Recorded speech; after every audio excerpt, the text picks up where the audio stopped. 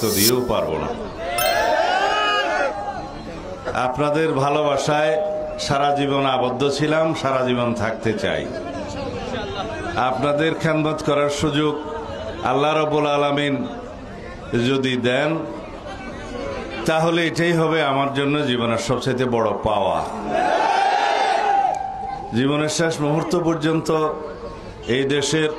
এই দেশের মানুষের সেবা করার তৌফিক আল্লাহ রাব্বুল আলামিন প্রদান করুন, এই মোনাজাত করি। পেকুয়া উপজেলার আমার নির্বাচনী প্রচারণার শুরুতেই আমি এই জায়গায় দাঁড়িয়ে আপনাদের সাথে কথা বলে আজকে শুরু করছি।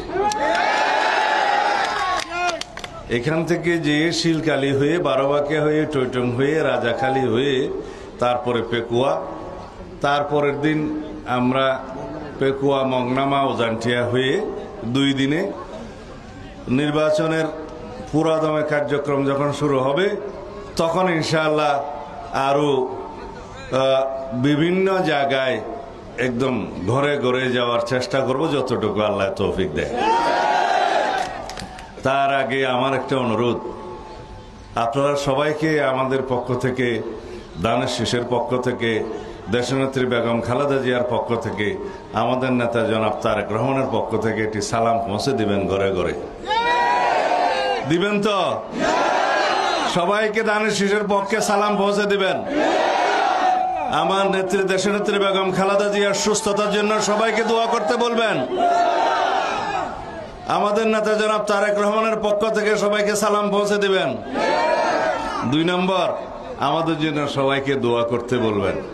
আমরা সবার দোয়া প্রার্থনা করছি। 3 নম্বর, দানের শীষের পক্ষে একটা ভোট প্রার্থনা করবেন। 2 হাত তুলে ইনশাআল্লাহ। এই দেশের মাটি, এই দেশের মানুষ আমার প্রাণের মধ্যে। আপনারা জানেন ইনশাআল্লাহ আগামীতে জনগণের সমর্থনে, আল্লাহ রাব্বুল আলামিনের অশেষ রহমতে যদি বিএনপি রাষ্ট্র পরিচালনার দায়িত্বপ্রাপ্ত হয়, সরকার গঠন করে, তাহলে এই পেকুয়া চকরিয়া যত যা কিছু উন্নয়ন আছে ইনশাআল্লাহ ভরপুর উন্নয়ন হবে।